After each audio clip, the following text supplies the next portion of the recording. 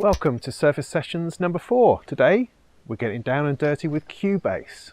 Now we all know that the Surface Pro 3 is totally capable of running desktop software, so it shouldn't come as any surprise that Pro Tools and Cubase and Sonar and all these other things work fine on it. I mean, that should be totally expected, right? Yes, but that's not the point of what we're trying to do here. The process of installing and running a complex piece of music software like Cubase has the opportunity of highlighting all the pros and cons of the Surface Pro 3 as a music platform. We know it's going to run, but what are the sort of stumbles and issues that you come across along the way? Is multi-touch a help or a hindrance? Is the pen any good? Is that a useful technology? And what sort of performance can we expect from this lovely slab of glass and electronics? So Cubase then, let's have a look. Well, the first hiccup is that there's no DVD drive, and Cubase comes on 2 DVDs, one with the software, one with the Hallian library on it. So I will plug in my external USB drive here to see if that's a solution. Okay, we get our beep when we get some power.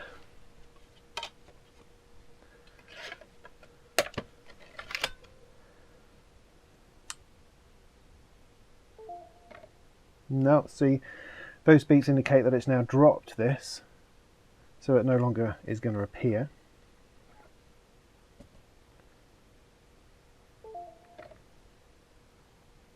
There it goes again. Still trying to find it. So essentially, no, that's not going to work. And with the amount of software I have that's on DVD, this doesn't actually bode very well. So I'm a little bit disappointed with that. Perhaps it needs to have these 2 plugged in for additional power, but really it needs to be plugged into another port, and we don't have another port. I have tried it with a hub, and it's the same result. It doesn't actually work.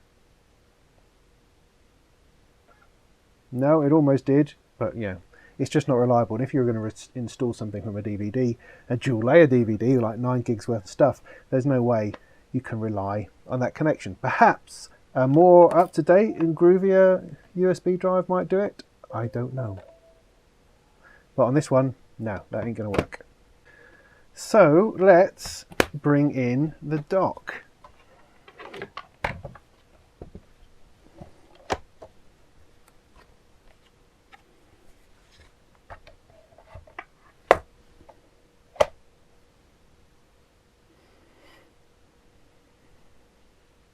This has got a row of USB ports at the back, which we must assume are powered. Plug this in. And there she is. Finally. Ta-da!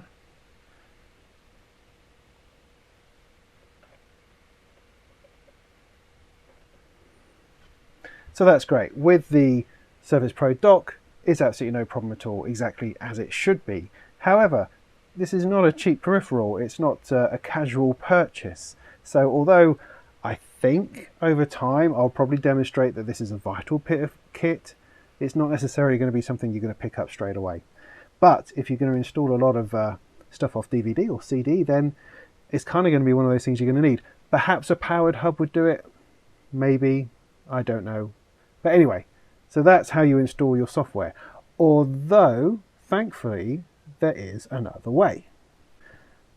Steinberg allow you to download the full installer discs from their website, but be warned because the Cubase install disk is nearly 7 gigs in size. The actual installer is like 300 megabytes, but it comes with loads and loads and loads of VST sound library. And all that is very cool, but you would have thought they could at least give you a slimmed down version if you just wanted to reinstall the software and not all the library. The problems didn't end there though. After I downloaded the ISOs onto my regular desktop machine, I went to copy them to a thumb drive, which of course is formatted FAT32 and can't handle a 7 gig file. So after digging around and finding an external drive, I could plug that in, I could copy the files across, move it over here, plug it in here, and finally move the ISO files onto the Surface. Great. So what do we do now? Well, we right click on your ISO file.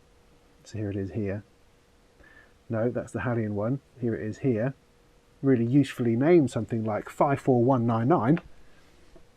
You right click and select Mount. and the Surface says, sorry, there was a problem mounting the file. Although the odd thing is that it is mounted.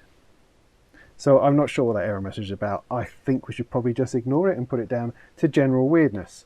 But as you can see, it's there as it's supposed to be, and you just double click it and then run the Start Center.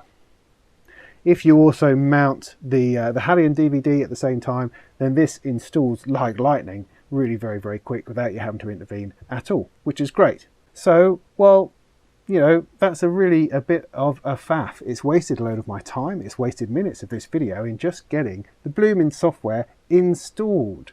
You know, if we're moving forward into an optical drive free world, then software manufacturers have to be smarter. They have to give you a sensible installation system that requires just a little bit more thought than slapping ISO image files of their media up for download. Right, well, let's move on to the good stuff.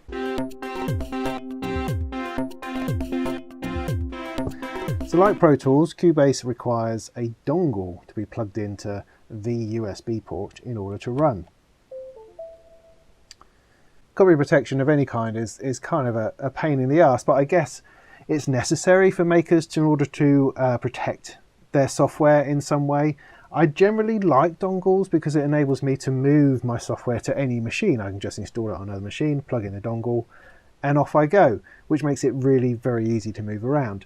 With sort of internet authorizations, that's always more complicated and more of a pain in the arse. I'm not sure. It's all bad anyway.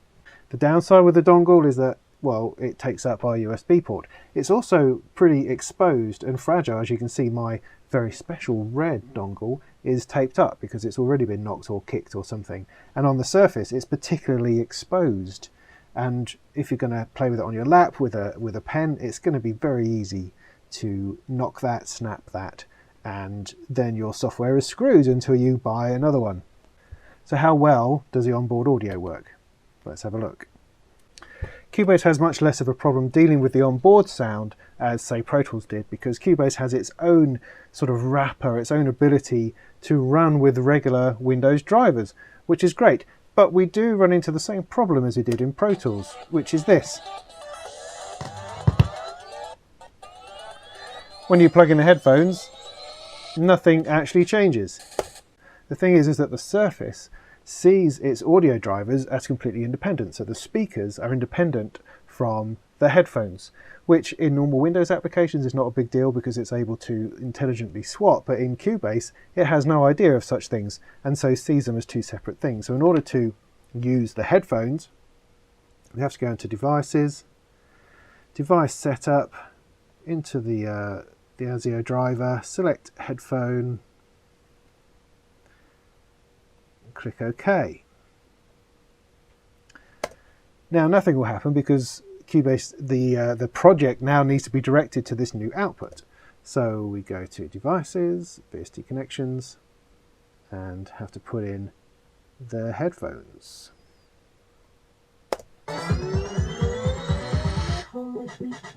And now it's coming out of the headphone socket, which is great.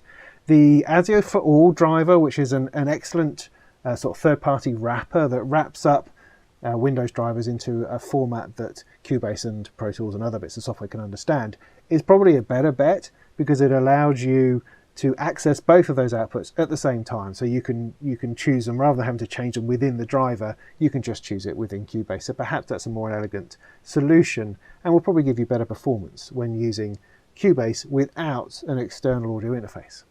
As you can see, Cubase handles the desktop scaling better than Pro Tools did. There's no mess up on the menu bar at the top, and it's opened to the full screen. The layout of Cubase is generally more accessible than Pro Tools is. Everything's not quite as small, so I can easily with my finger access the majority of tools and functions.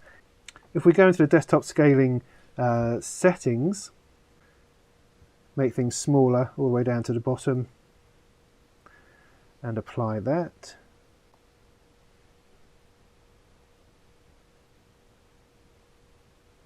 We are able to get an awful lot on the screen, and the buttons are really now too small to comfortably touch, although you still can.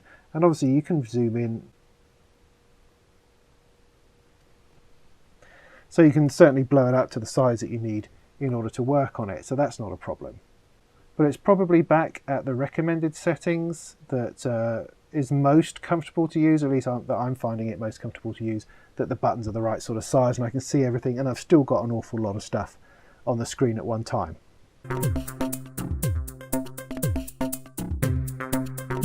Cubase works generally really well with touch. It's easy to move faders, they grab really well, it's easy to open up panels and move stuff around, to move knobs and such like. So that's not difficult to use, and so the setup of Cubase, it works very well. Obviously with the pen you get that much more, you get that degree of accuracy and attention to detail, which is really, really welcome, because you're not able to use two fingers to do anything, only one finger at a time. So there's no advantage to using your fingers over the pen in that respect.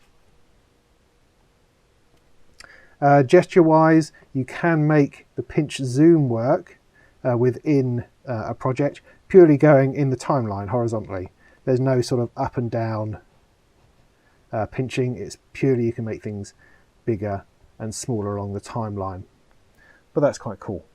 There is some weirdness with the multi-touch, particularly around some of the plug-in GUIs. And with most of this stuff you can grab a knob and you can move it around, that's fine. You can grab a fader, you can move it around, that's fine. The keyboard doesn't work for some reasons, not with the finger, not with the pen, unless you drag, and then it does. I have no explanation for that whatsoever. It's just sort of like a mighty bit of weirdness. This panel though is very useful. This is a devices panel which can float on top and allow you to open up various bits and pieces within Cubase. Very, very quickly, very, very easily, without having to find it under a menu, which is difficult with the pen. I am finding that it's the pen that allows you to really work with the GUI. I mean, you can do everything with it that you could do with a mouse and keyboard. You can move stuff about. You've got the tools up here with which you can glue stuff together, or cut stuff apart, or get rid of things, mute bits, rub them out, drawing new bits. All of that's very easy to use with the pen. What's not easy is that if you take the keyboard off and start using the pen directly on the screen with this keyboard out of the way, so if you're working on your lap or if you just wanted to get a little bit closer to it, then you lose the ability to do an awful lot of stuff. I mean, simply the pressing play can be difficult because without the transport in view, there's often no transport controls at all. If you're in an editor, there's often no transport controls. And so you need to find those under a menu all the time. The simple act of copying and pasting can become quite a chore with the pen. So I can move this piece over here.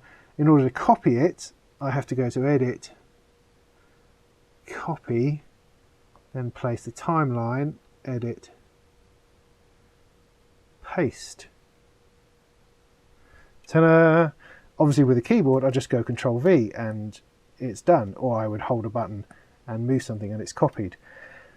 With the keyboard present, those things are very simple. Without it, they're very, very difficult. I've also got trouble getting into various editors with the pen, because normally you would say you double click something to enter the editor. That's fine.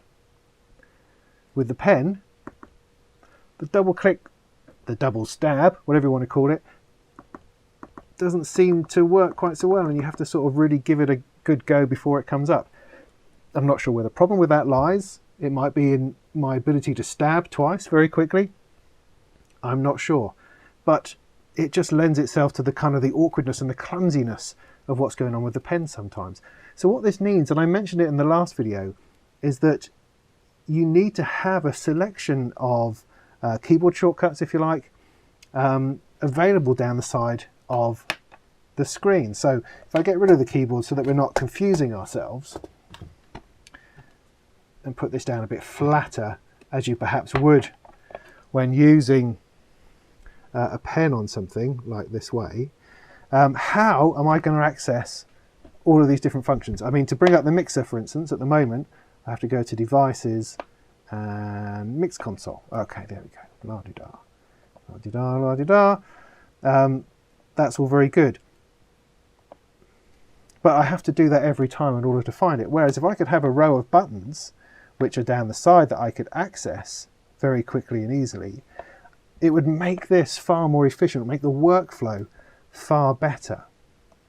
Just, you know, to copy and paste, I mean, honestly, how difficult does that have to be? So I've been thinking about this Pen Toolbar thing that I mentioned, and I've discovered a way of doing it because the commands in Cubase are all MIDI mappable. So I could create, so for instance, if I had a hardware external controller, I could allocate various key commands to different keys or different buttons on that. So could I do that internally? Could I do it with a virtual MIDI controller, something like Smith & Martin emulator? Well, yeah, I think I can. What I've done is create a little side panel of buttons: copy, paste, delete, select, pencil, erase, mixer, editor panel, those sorts of things. Common tasks that I would be using within Cubase. So let me show you how that works. So the purpose of this is not to have the keyboard, so let's remove that to prevent any confusion. So I've got the pen select tools here: select, pencil, erase. So pencil, I can then create something on the screen. With select, I can select the different parts, and then I could click on editor to bring up the editor. Click my pencil again, and I'm drawing more notes, or erase, and I'm getting rid of them. Press editor again to remove it, bring up the mixer, make the mixer go away. I can select a piece, select copy, place the marker, click paste, delete. I can select something and loop around it, press stop, press record, all those sorts of things. Very simple, phenomenally useful. I mean, without that, you're spending your whole time going to this menu at the top, going paste and other things, and trying to get into the inspector over here to bring up the panels, bits and pieces. This little sidebar makes it phenomenally better. The workflow is so much better. You can move around. It makes it usable, because without this, it really is quite clumsy trying to use an interface which is designed for mouse and keyboard with a pen. Right, so let me improvise a piece of music using purely just the pen, my toolbar and the Surface Pro 3 to see kind of how cool it is and how the workflow works with these buttons, and see what you think.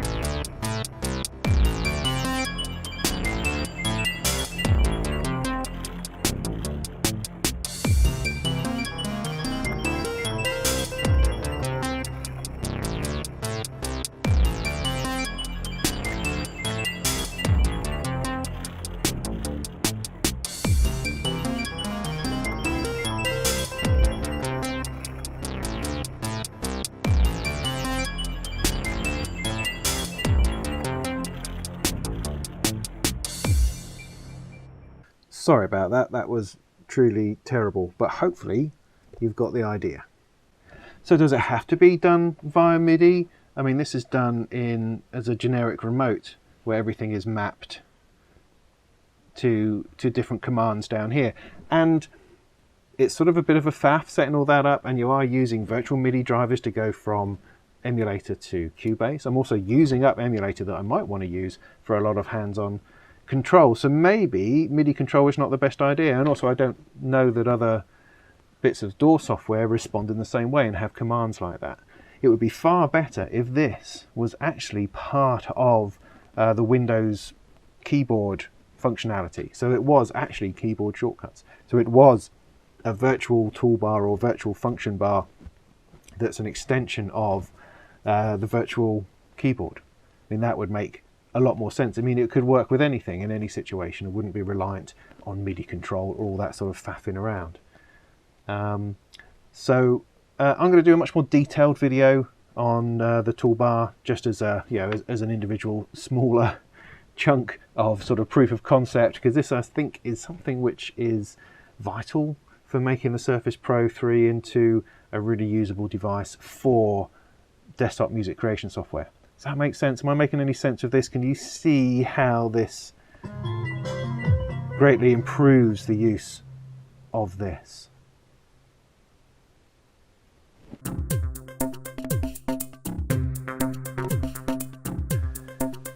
Some performance testing. In Cubase we use a DAW benchmark from dawbench.com. We use a slightly modified version just for what we need to do, and in it you're running multiple tracks of audio with multiple plugins over the top, and you add plugins, you remove plugins until you get a crackle free playback.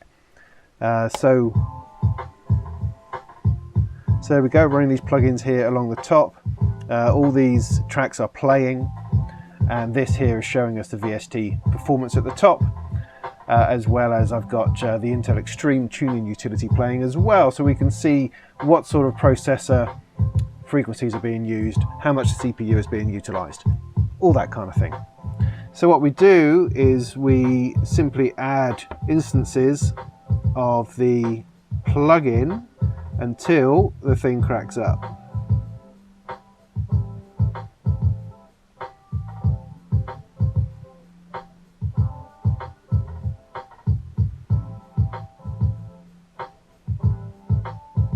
So we're currently on 56 instances. You can see this is hitting, more or less hitting the top. CPU utilization over here is jumping between sort of 90 to 100%. It's just started to crackle. CPU temperature is up at 72, the fan's on, and the processor frequency is just sort of stepping down between 2.6 and 2.4 at the moment. So probably this is about our limit. If I back off one, that should remove the crackle. This gives us, on this test, a total of 55 plugins. So is that any good? Well, the DAW bench test does a really good job of showing the differences between a desktop and a laptop processor. And this is an Ultrabook processor, which kind of makes it, in some ways, even worse. With a properly set up desktop system running, say, a quad-core i7, then you can expect sort of 200 to 250 plugins running.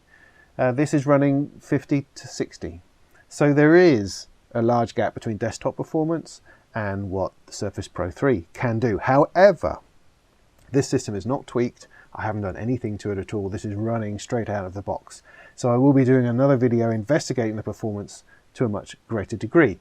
What we are not seeing, however, is the CPU throttling that's been reported on the internet, where the CPU processor speed just cuts in half as soon as it reaches a certain temperature. With this test, we're running the CPU at its maximum, or pretty near to its maximum, and the processor frequency is still staying up around 2.6, 2.5, 2.4, that kind of area. There is a little bit of stepping up and down, but nothing that would seriously hamper performance. So that's a very positive thing that I'm seeing on this machine at the moment. And the performance is certainly better than an i3 Ultrabook that I've tested. So ultimately, the performance figures in this test are kind of as I expected them to be, so I'm not particularly shocked that this doesn't compare to a proper quad-core desktop machine. but I was hoping that it might surprise me. Please don't be too shocked or disappointed by the performance results I got here.